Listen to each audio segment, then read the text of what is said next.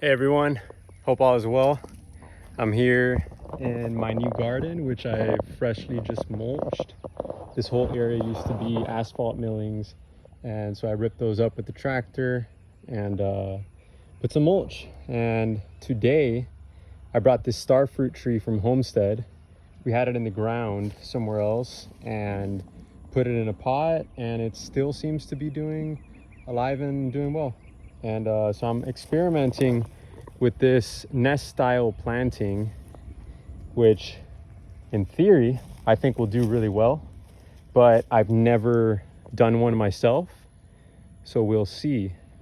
So the idea is that's Napier grass, which my neighbor uses for his cows, and it's really good for animal fodder, but it's very prolific, so this will be great mulch. So the idea is, you know, around the star fruit I'll have all these Napier grasses, which I can cut and then feed as living mulch.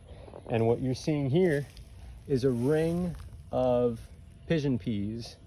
So these will serve as, you know, like placenta one kind of pioneer, 1-2 pioneer species, and kind of fill in this space under the star fruit in theory.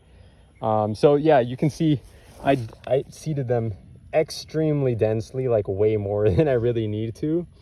But these pigeon peas are so cheap where I'm at that it was, yeah, I just figured, you know, I'll go overkill on these on this star fruit because I really want it to fruit. I really enjoy star fruit. And what you see over here is Malanga, Taro. And again, you see very close spacing. I am experimenting with planting things very, very densely, and then just seeing how it does, cutting back if it's too much, or leaving it. Maybe it's great. And you know, the purpose of this taro is not to harvest it in this scenario. I don't plan to eat this taro. I plan to leave it in the ground and maybe prune leaves. But yeah, I was thinking about just putting 3, and I was even thinking about cutting them, you know, to propagate more. But it's also very, very cheap and affordable where I'm at. So I figured I'd just put these 5 in the ground and see how it does. And then the next step is just watering this in and covering it with mulch, and then I'll see what it does. And one more thing I almost forgot to mention, the dimension that I'm spacing the Napier is about 3.5 feet away from the trunk of the tree. So it's about a 6.5 to 7 foot diameter. Now I didn't do that on purpose.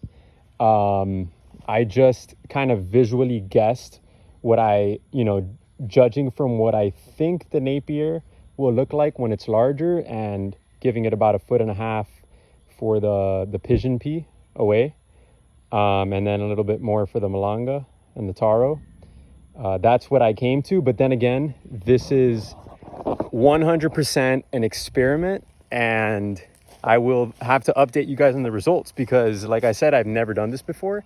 I've heard of nests, but I've never participated in fully executing one, you know, fully seeing one grow out and maintaining one. So yeah, here's my sort of intuitive, sort of theoretical approach, and I'll keep you guys tuned.